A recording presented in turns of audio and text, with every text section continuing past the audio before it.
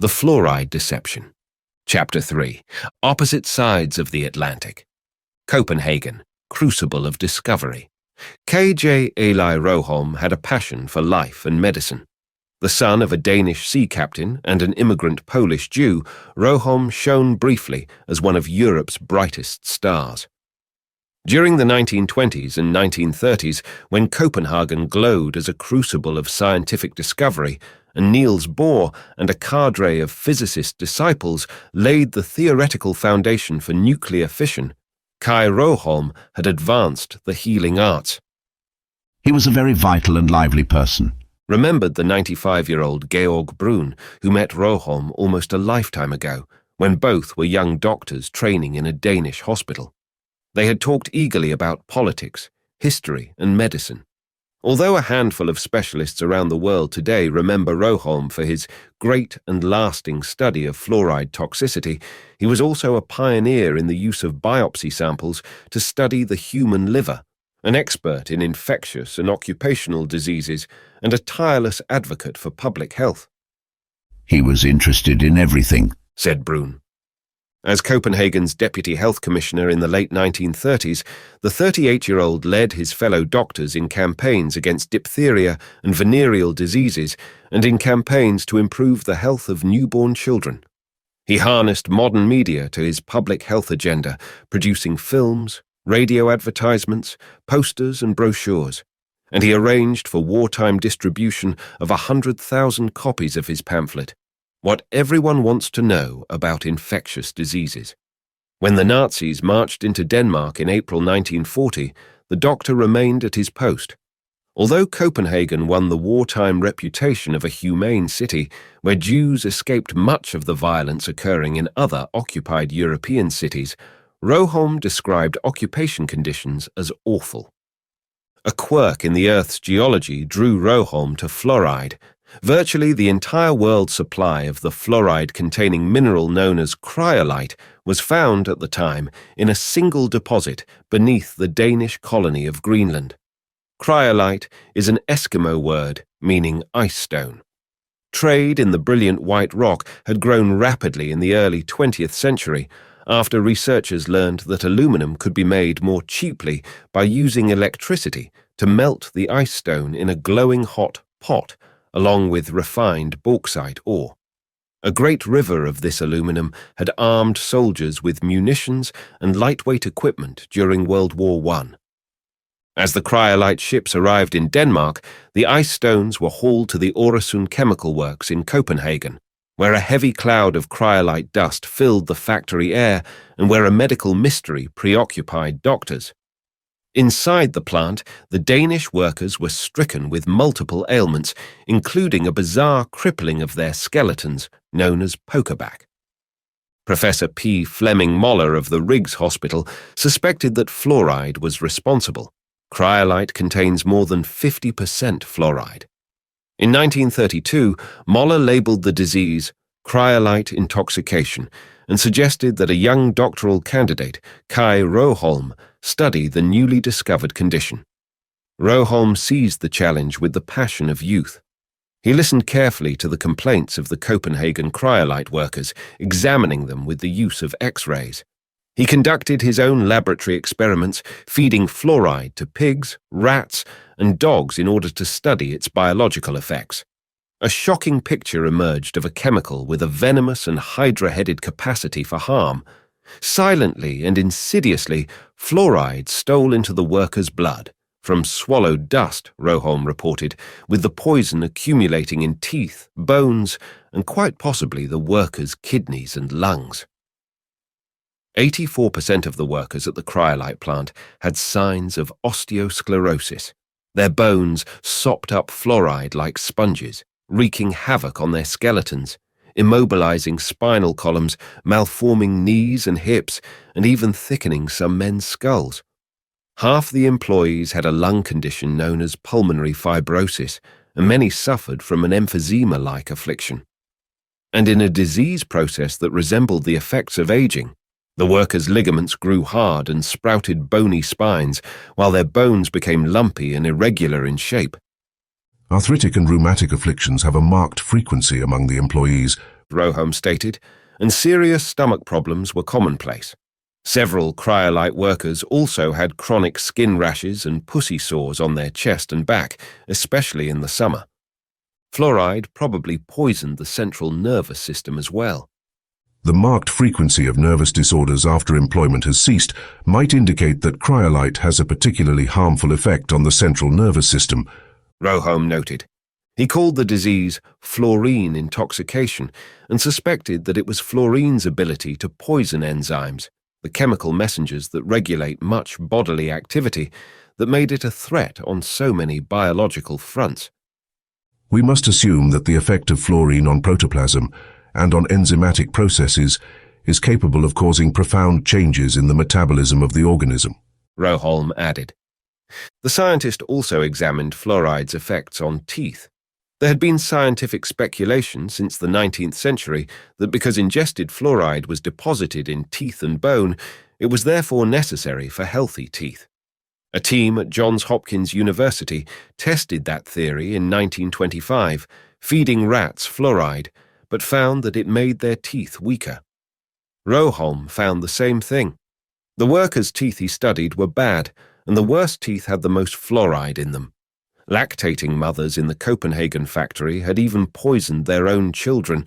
Since fluoride passed, though their breast milk, children who had never been inside the plant developed mottled teeth, evidence that mother and child had been exposed to an industrial chemical. Roholm's conclusions on fluoride and teeth were blunt. The once general assumption that fluorine is necessary to the quality of the enamel rests upon an insufficient foundation.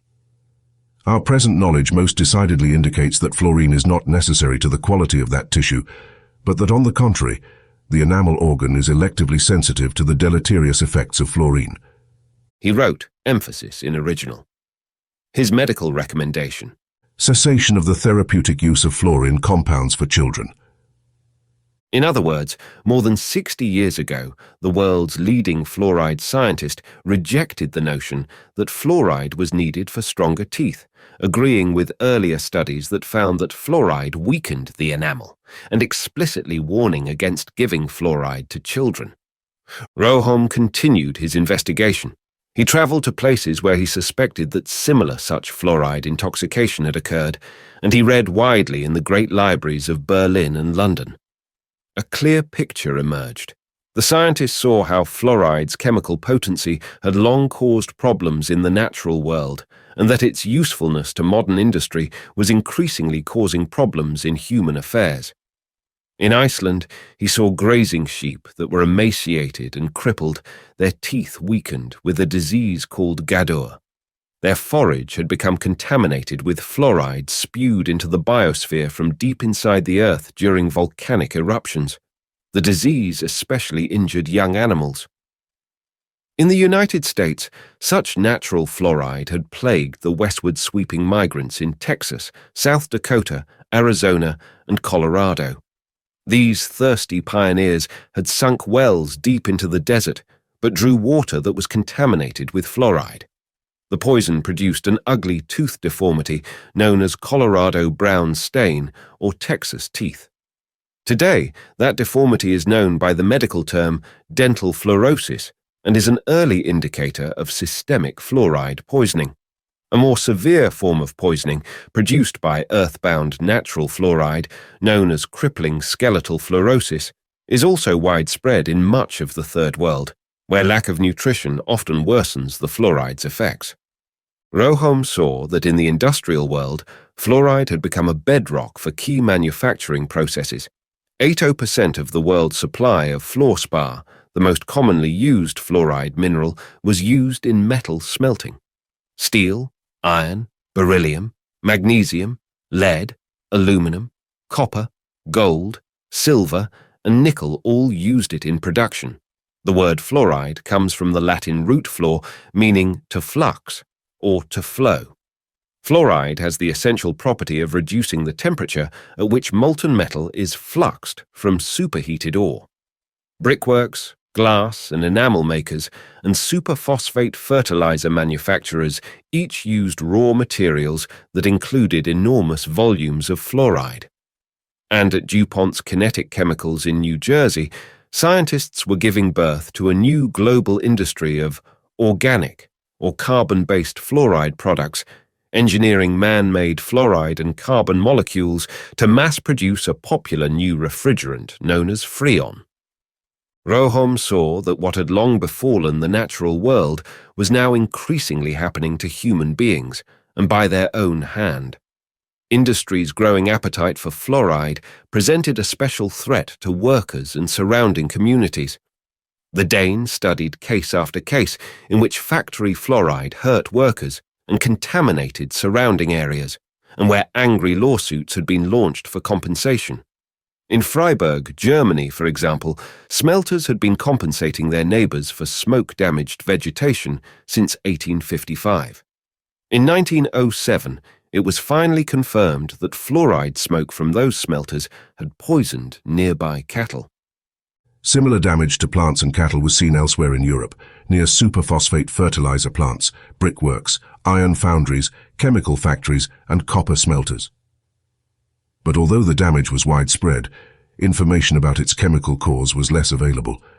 The toxicity of fluorine compounds is considerable and little known in industry. Rohom wrote. Science was partly to blame, he suggested. The Industrial Revolution, for example, had been fueled with coal, which had darkened the skies over cities such as Pittsburgh, Glasgow, Manchester, and London. But air pollution investigators had focused the blame for subsequent environmental damage and human injury on sulfur compounds rather than on the large quantities of fluoride frequently found in coal. Rohom suggested that even the century's worst industrial air pollution disaster to date, in Belgium's Meuse Valley, which killed 60 people and injured several thousand in December 1930, had been caused by fluoride, not sulfur. During the Meuse Valley incident, thousands of panicked local citizens had scrambled up hillsides to flee choking gases during 3 days of horror. Rohom proposed that fluoride from the nearby factories had been trapped by a temperature inversion, then dissolved in moisture and carried by particles of soot deep into the victim's lungs. Rohom thought that disaster investigators had overlooked both the toxicity and the prevalence of fluoride pollution from nearby zinc, steel, and phosphate plants. He calculated that tens of thousands of pounds of the chemical were spilled each day from the local factories, etching windows, crippling cattle, damaging vegetation, and making citizen lawsuits in the Meuse Valley a well-known phenomenon. Rohom singled out the new global aluminum industry. He studied a lawsuit against a Swiss manufacturer in which it was alleged that fluoride fallout during World War I had hurt cattle and vegetation. Animal injury was again found near an Italian aluminum plant in 1935. The following year, scientists found health problems inside a Norwegian aluminum smelter where workers suffered sudden gastric pains and vomiting, bone changes and symptoms resembling bronchial asthma. A special position is occupied by aluminum works. Rohom wrote, Inasmuch as the damaged vegetation especially has caused secondary animal diseases. He advocated government action. Factories giving off gaseous fluorine compounds should be required to take measures for their effective removal from chimney smoke. Rohom's monumental 364-page study, Fluorine Intoxication, was published in 1937 and was quickly translated into English. It contained references to 893 scientific articles on fluoride. The trust and cooperation of the Danish cryolite industry was necessary to make his study. Nevertheless, the book was a warning to corporations. They must pay attention to their factory conditions and to the insidious, often misdiagnosed, effects of fluoride on workers. Rohom had several clear recommendations for employers and doctors, among them recognition of chronic fluorine intoxication as an occupation disease rating for compensation, prohibition against employment of females and young people on work with fluorine compounds developing dust or vapor, demand that industrial establishments should neutralize waste products containing fluorine, and a prohibition against the presence of fluorine in patent medicine may be necessary. Pittsburgh, 1935. It was a May morning in Pittsburgh. and a watery spring sun struggled through the smoky haze. Inside his office at the Mellon Institute, the director, Ray Wideline, put down his newspaper in satisfaction. Several dailies had picked up a press release he had recently issued. New attack on tooth decay, to be carried on at the Mellon Institute, headlined a May 1, 1935, example in the Youngstown, OH telegram. Mellon researchers had found evidence that the presence of a factor in the diet at a crucial period of tooth formation leads to the development of teeth resistant to decay, the newspaper proclaimed. A Mellon scientist, Gerald J. Cox, was to lead the hunt for the mysterious factor improving teeth, and Pittsburgh's well-known Buell Foundation would fund the research on rodents. Since tooth decay was a major problem in the industrialized United States, the story must have seemed like good news to most readers, and especially to dentists. But the headlines were certainly welcome good press for Ray Wideline. Several of the big industrial corporations who funded the Mellon Institute's work had recently been dragged through the pages of the nation's media with some very unflattering stories, and were increasingly under attack from Congress and the courts. That Springtime magazine was one of several papers and magazines that had carried accounts of the horrific events at Gawley Bridge in West Virginia, where several hundred mostly black migrant miners had died from silicosis, contracted while drilling a tunnel for the Union Carbide Company during 1931 to 1932. News of what would be America's worst industrial disaster to date had filtered out from Appalachia slowly. But by 1935, the West Virginia deaths had become a full-blown national scandal. Hundreds of lawsuits had been filed against Union Carbide and its contractors. Reporters were daily scrutinizing the often appalling rates of occupational illness in other industries, and sympathetic citizen juries were regularly awarding millions of dollars to injured workers, provoking a full-blown financial emergency for several leading industrial corporations, and panic among their insurers. In January, Congress would hold hearings, and Gawley Bridge would, for many Americans, come to symbolize a callous disregard by powerful corporations for workers' health. Ray Wideline and the Mellon Institute were in full crisis mode that spring of 1935, helping Union Carbide and other top corporations contain public outrage over the workplace carnage and head off draconian legislation for better pollution control inside factories. The corporate strategy was clear: get dominion over basic science, wrestle control of health information from labor groups, and in turn reinvest that medical expertise in the hands of industry-anointed specialists. These steps were seen as the anti-toxin for the agitation against private enterprise, according to one of Wideline's correspondents. The besieged corporations organized a lobbying group known as the Air Hygiene Foundation because, as the group noted, sound laws must be based on sound facts. And perhaps more importantly, because $500 million in damage suits have been filed against employers in occupational disease claims. Headquartered at the Mellon Institute, in 1937, the Air Hygiene Foundation had a membership list sporting many of the best-known names in industry, including Johns Manville, Westinghouse, Monsanto, U.S. Steel, Union Carbide, Alcoa, and DuPont. And for the better part of the next 30 years, the organization, later renamed the Industrial Hygiene Foundation, would profoundly shape the public debate over air pollution, goading members to voluntarily improve work conditions inside their factories, thus avoiding legal mandates and sponsoring medical research that bolstered industry's medico-legal position in the courtroom. Such research, much of it done at the Mellon Institute, was important from both medical and legal standpoints in the preparation of court cases.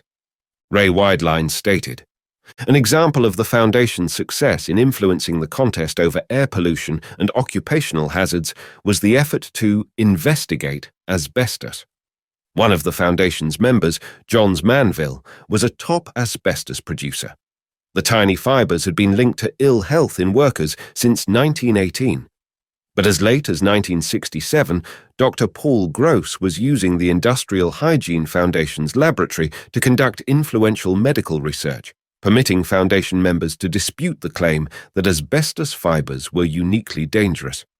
His conclusions were erroneous, reportedly suspected as such even by his fellow Mellon scientists, yet corporate profits and worker pain were prolonged for a generation while the Mellon Institute continued grinding out its industry-backed research. We can blame today's flood of death and disease in asbestos workers and the $54 billion in court awards against industry, at least partly on the Air Hygiene Foundation and the long-ago diligence of the Mellon Institute and its director, Dr. E.R. Weidlein. If Ray Weidlein smiled over the press release heralding Cox's dental studies that May morning in 1935, it may have been because no newspaper had spotted some important connections between the tooth research at the Mellon Institute and the corporations funding the Air Hygiene Foundation lobby group, which was also run, of course, out of the Mellon Institute. By the early 1930s, a tidal wave of new information about the health risk from low-level fluoride exposure was also filling medical libraries. Several members of the Air Hygiene Foundation were paying particularly close attention. As with silicosis and asbestos claims, big corporations were potentially at risk for massive corporate legal liability for the harm caused to workers and communities by industrial fluoride exposure. One Foundation member had particular reason to worry. Tall and athletic, the chief scientist for the aluminum manufacturer Alcoa, Francis Freri, had studied in Berlin, was fluent in several languages, and would personally translate Kai Rohom's fluoride research. Conditions inside Alcoa's smelting plants were brutal, with exposure to chemical agents, especially fluorides and carcinogens, and, to a lesser degree, alumina dusts and asbestos insulating materials. A frequent hazard for workers, according to the historian George David Smith. The effects of fluoride emissions was a particular concern of Freri's, Smith noted. During the 1920s and 1930s, African-American workers were imported from the Deep South for the killing potroom labor inside one plant in the company town of Alcoa, Tennessee, and at the Niagara Falls plant in upstate New York, where Alcoa's mostly immigrant workers were shipped in by train. A health study would later confirm that crippled workers were the result of a fluoride dust hazard that had existed at the plant for years. Francis Freri was a member of an elite fraternity of officials running corporate research labs, a fraternity that would chart the nation's scientific progress during the period between the two world wars. Other members of this close-knit group included Charles Kettering, Director of Research for General Motors, and the research directors of U.S. Steel and DuPont. Those people all knew each other. It was a small, relatively select group who headed research labs. Noted the historian Margaret Graham. Fluoride's threat to corporate America was laid out in an exhaustive review of the new medical information about fluoride's harmful effects, published in 1933 by the U.S. Department of Agriculture. A senior toxicologist, Floyd Deeds, warned of the growing risk from industrial fluoride pollution. Only recently, that is within the last 10 years, he stated, has the serious nature of fluorine toxicity been realized, particularly with regard to chronic intoxication, a medical term for poisoning. Like Kai Rohom, the government scientist singled out the aluminum industry. Deeds also noted that in 1931, several researchers had, for the first time, linked the ugly blotching or mottling seen on teeth in several areas of the United States to naturally occurring fluoride in water supplies. This new dental information appears to have rung an alarm bell for industry. Quietly, Alcoa scientists made their own investigations. It was not just nature's fluoride that stained teeth, they discovered. The company found tooth mottling in children living near Alcoa's big aluminum plant in Messina, New York. Crucially, however, Alcoa's chemists reported that there was no naturally occurring fluoride in the local water. A potential source of the fluoride staining children's teeth in Messina was obvious. There was little or no pollution control on many early aluminum plants, and elsewhere around the country, the fluoride waste from these industries was routinely dumped in nearby rivers. Mottled teeth in children had become a potential red flag, warning citizens and workers of industrial fluoride pollution and pointing directly to a man-made hazard the media had not yet discovered. With public outrage over Gourley Bridge reaching a crescendo in 1935, several powerful industrial corporations now held their breath, hoping to avoid a fresh epidemic of worker lawsuits that this time were for fluoride exposure. The potential for litigation against industry was mapped for all to see by blotchy marks on children's teeth, evidence of neighborhood fluorosis in action. Alcoa's research director, Francis Frary, took action. In September 1935, he approached Gerald Cox, a Mellon Institute researcher, at the American Chemical Society's Pittsburgh meeting. Frary now had a suggestion that would ultimately transform the public perception of fluoride. Though Frary was preoccupied with the killing hazards facing his Alcoa employees, and the aluminum industry faced lawsuits from farmers whose cattle had been injured in the vicinity of the smelters, Frary took it upon himself to make a generous suggestion to the Mellon researcher. Had Cox ever considered that good teeth might be caused by fluoride? Cox understood that Frary was suggesting that he include fluoride in his tooth decay study. Although this suggestion flew in the face of the results from the dental study at Johns Hopkins a decade earlier, which had showed that fluoride hurt teeth, nevertheless, the Alcoa man's proposal was. "The first time I ever gave fluorine a thought," Cox later told historian Donald McNeil. The great makeover of fluoride's image had begun. By August 1936, the Mellon researcher had given laboratory rats some fluoride and announced that the chemical was the mystery factor protecting teeth. In 1937, Ray Weidlein and Cox published details of their fluoride discovery in the scientific press. And the following year, Cox declared in the Journal of the American Medical Association that the case for fluoride should be regarded as proved. Virtually overnight, the Mellon Institute rats had put a smiling face on what had been a scientifically recognized environmental and workplace poisons, the Kettering Laboratory. Francis Frary was not the only industry scientist who had grown interested in children's teeth during those Depression years. In April 1936, his colleague Charles Kettering, vice president and director of research at General Motors, quietly held a meeting in GM's Detroit offices with a delegation from the American Dental Association, ADA, and Captain C.T. Messner of the U.S. Public Health Service. Kettering seemed an unlikely candidate for an interest in teeth. He had become famous and wealthy by inventing the electric starter for the automobile. But Kettering's laboratory in Dayton, Ohio, was also the birthplace of two industrial chemicals that would haunt the 20th century. And like Alcoa's Francis Frary, Kettering was in a unique position to see the health risk that fluorides posed to American workers and the potential liability facing DuPont and General Motors. Fluoride and lead were twin pillars on which the great wealth of both DuPont and General Motors was built. In 1921, Kettering scientists had discovered that lead added to gasoline increased engine efficiency, and in 1928 they patented the fluoride-based Freon gas, which was much less toxic at room temperature than were earlier refrigerants. But those twin pillars had shaky foundations. Tetraethyl lead, TL, was so toxic that it killed several of DuPont's New Jersey refinery workers, attracted a rash of ugly newspaper headlines, and almost resulted in the lucrative products being banned from the market. Similarly, Freon sales quickly stalled following protests from the American Standards Association and the New York City Fire Department when it was discovered that when Freon was exposed to flame, it decomposed into the nightmarish phosgene and hydrogen fluoride gases.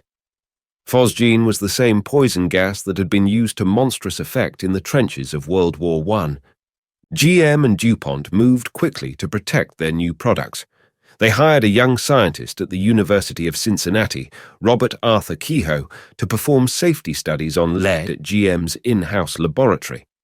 Kehoe's research, which asserted that lead was found naturally in human blood and that there was a threshold level below which no ill effect would be caused, helped to placate the U.S. Surgeon General and single-handedly spared the leaded gasoline industry from federal regulation in the 1920s, according to the historian Lynn Snyder.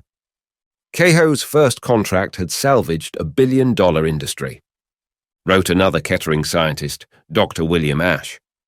The 32-year-old was rewarded in 1925 with an appointment as the medical director of the Ethel Corporation, which marketed leaded gasoline. In 1930, Kehoe rode to the rescue again, performing toxicity studies on Freon.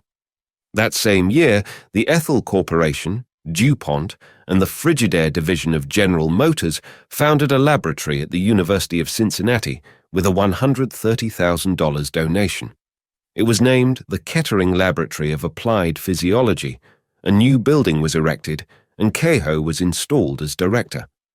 The dangers of using a potential poison gas in the home, and the risk to firefighters in particular, may have seemed obvious, but Kehoe argued that a blaze would rapidly disperse any poison that might be created, presenting little risk.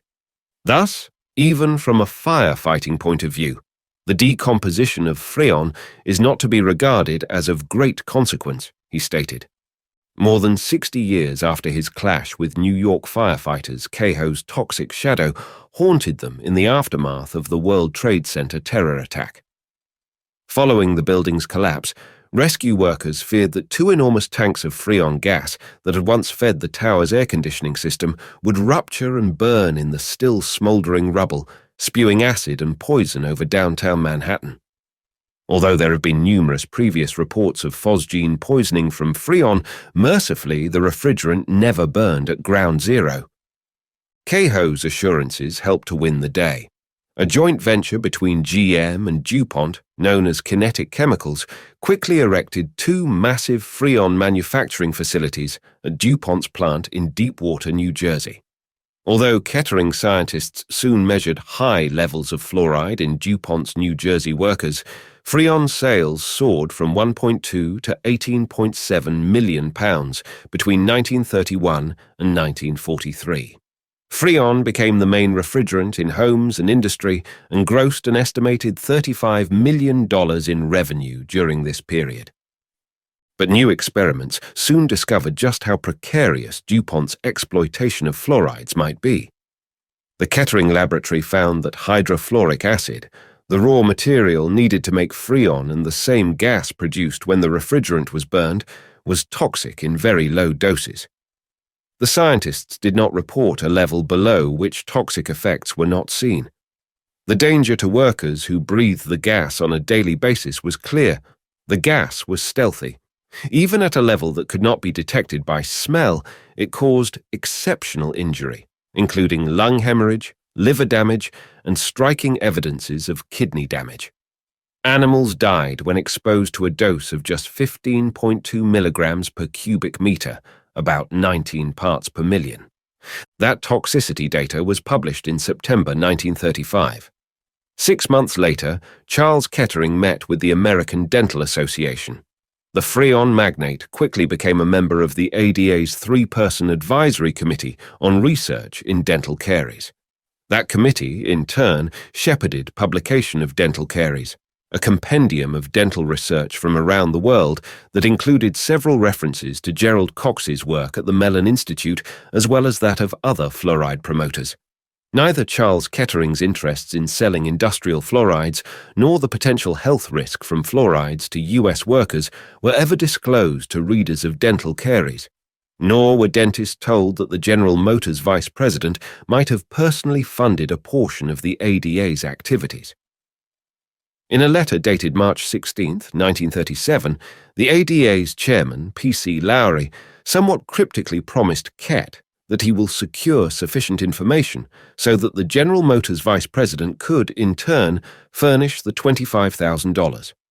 In other words, the millionaire industrialist with one of the greatest personal stakes in the commercial exploitation of fluorides was quietly donating to the dental organization that would shortly become one of the most aggressive boosters of fluoride's use in dentistry. A third connection between industry and some of the earliest attempts to link fluoride with dental health can be found in the actions of Andrew W. Mellon, who was U.S. Treasury Secretary from 1921 to 1932. The silver-haired smelter and Pittsburgh banker was also a founder of Alcoa and one of its biggest stockholders. In 1930, he intervened in efforts to have the Public Health Service support researchers at the University of Arizona who were then surveying naturally occurring tooth mottling. The U.S. Public Health Service, PHS, was then a division of the Treasury Department. Mellon's economic interest was clear. Fluoride's legal threat to industry could now be seen, literally, in children's smiles. However, linking dental mottling to naturally occurring fluoride in areas far from industry helped to deflect attention from the bad teeth and the myriad other health effects caused by industrial fluoride pollution. A young PHS researcher named H. Trendley Dean was promptly ordered to study fluoride.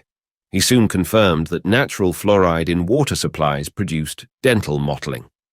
But like the industry scientist before him, Dean also developed a hunch that fluoride prevented dental cavities. Following this hunch, Dean later found that natural fluoride in the local water supplies apparently correlated with fewer cavities. These findings, although much criticized for their scientific method, eventually became a foundation for artificial water fluoridation.